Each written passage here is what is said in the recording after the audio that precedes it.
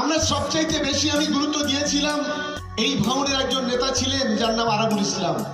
কারণ হয়তো অনেকেই বুঝতে পারছে না, এখানে যে ঘটনা ঘটিয়েছে আপনারা শুনে অবাক হবেন।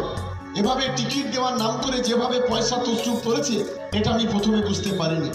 অভিষেক বন্দ্যোপাধ্যায় একদিন আমাকে বললেন, ভাঙনের নেতাগিরি করছো, ওখানে একজন প্রধান আছে, তার স্বামীর নাম খয়রুল, তার মার্ডার করার জন্য 18 লক্ষ টাকা লেনদেন হয়েছে। তুমি যে আরাবুল করো, সে আরাবুলেই এই ঘটনার মূল নায়ক, ওটা আমার উপর ছেড়ে দাও। সেইটে এই ঘটনা শোনার পর আমি একটা কোনো কাজে দিল্লিতে যাই, সেদিন আরাবুল অ্যারেস্ট হয়ে যায়।